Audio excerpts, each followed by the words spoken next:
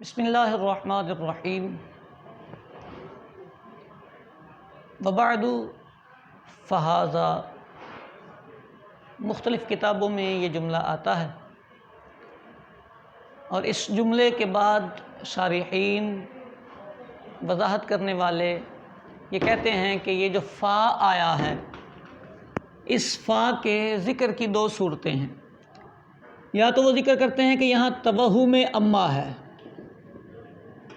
توہم اما، یا پھر کہتے ہیں تقدیر اما ہے۔ توہم اما اور تقدیر اما میں فرق ہے۔ توہم اما کا مطلب یہ ہے کہ اما کا وہم ہے پیچھے، اب وہ کیسے ہے اس کی ہم وضاحت کریں گے، لیکن بہرحال توہم اما کا مطلب اما کا وہم ہے۔ اور جب ہم تقدیر اما کہیں گے تو اس کا مطلب یہ کہ لفظاً مذکور نہیں، لیکن یہ محذوف کل ملفوظ ہی ہے، لفظوں میں موجود تو نہیں لیکن کل موجود ہے۔ یہ تقدیر اما کا یہ مطلب بنتا ہے۔ تو کہتے ہیں یہاں تو تقدیر اما ہے کہ اس کے پیچھے اما ہے، تو اما شرطیہ ہے، لہذا یہاں پر فا آیا ہے۔ دوسرا کہتے ہیں یہاں توہم اما ہے۔ توہم اما کی دو تعبیریں کی جاتی ہیں۔ مطلب تو اس کا سادہ سا ہے کہ اما کا وہم پڑا ہے۔ اب اما کا وہم کس کو آیا ہے تو دو تعبیریں کی جاتی ہیں۔ بعض لوگ کہتے ہیں کہ مصنف کو اما کا وہم پڑا ہے، کہ مصنف لکھ رہے تھے تو چونکہ عادتاً ایسا ہوتا ہے کہ لوگ اما بعد ہی لکھتے ہیں، تو مصنف نے تو اما لکھا نہیں لیکن ان کو وہم پڑا اور انہوں نے آگے فا لگا دیا، تو وہ توہم اما للمصنف ہے۔ لیکن یہ اچھی بات نہیں ہے۔ بڑوں کے بارے میں اچھی آراء رکھنی چاہیے، اچھے خیالات رکھنے چاہیے۔ جو مصنف اپنے کلام کی ابتدا میں پوری کتاب کا استحضار رکھتا ہو، جس کے فن پارے آپ کے سامنے ہوں اور آپ اس سے استفادے کر رہے ہوں، اسی کے بارے میں آپ ایسا سوچیں گے کہ ایک لفظ پیچھے کا اس کو یاد نہیں رہا کہ اما لگایا کہ نہیں لگایا، تو یہ بے ادبی سی ہوتی ہے۔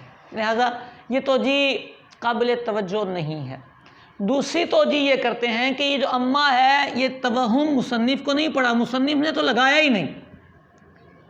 مصنف کو یہ جو مصنف کو وہم ہوا اس کا تو ہم نے رد کر دیا، ہم نے بولا یہ والی توجیہ صحیح نہیں ہے۔ دوسرا یہ ہے کہ یہ مصنف کو پتہ ہے میں نے نہیں لگایا، مصنف بڑے سمجھدار ہیں، مصنف نے قاری کے وہم کا خیال کیا، کیونکہ عام روٹین میں لوگ اس مقام پر اما لگاتے ہیں۔ مصنف پڑھے لکھے ہیں، انہوں نے اپنے فن کا اظہار کیا، تفنن سے کام لیا، انہوں نے اما نہیں لگایا، لیکن اما نہ لگانے کے بعد مصنف نے وہم قاری کا اعتبار کیا۔ وہم قاری کا اعتبار کیا کہ قاری یہاں سے جب گزرے گا نا تو وہ اما پڑھ کے گزرے گا، کیونکہ جلد بازی میں ایسا ہوتا ہے جو چیزیں زبان پہ کثرت سے استعمال میں ہوتی ہیں، وہ جیسی استعمال میں ہوتی ہیں ویسا ہی وہ زبان سے جاری ہو جاتا ہے۔ تو مصنف نے یہ خیال فرمایا کہ قاری چونکہ اس اما کا وہم لے جائے گا، لہٰذا قاری کا خیال کرتے ہوئے انہوں نے یہ فا لگایا ہے۔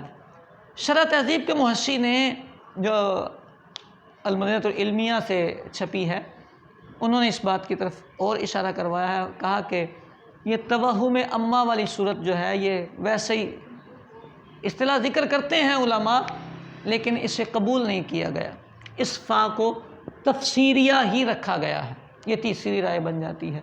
یعنی شرح تہذیب میں یہ دو مقام بیان کیے تھے، توہم اما اور تقدیر اما۔ ہم نے پہلے توہم اما اور تقدیر اما کی وضاحت کر دی کہ توہم کا مطلب یہ ہے کہ پیچھے نہ ملفوظ نہ موجود نہ کل ملفوظ، بس اس کا وہم پڑا ہے اور اس کی وجہ سے فا لگا دیا ہے۔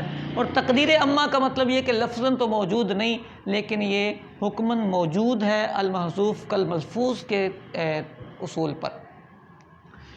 پھر توہم اما کی ہم نے دو توجیہات بیان کی کہ مصنف کو وہم پڑا ہے یا مصنف نے قاری کے وہم کا اعتبار کیا ہے۔ مصنف کو وہم پڑنا یہ اچھی رائے نہیں ہے، البتہ قاری کے وہم کا اعتبار کر کے مصنف اگر قاری کا خیال کر رہتے ہیں اور اس کو فا دے دیتے ہیں تو یہ ایک اچھا عمل ہے، مصنف کی طرف سے قاری کی رعایت ہے، لہذا یہ توجیہ کی جا سکتی ہے۔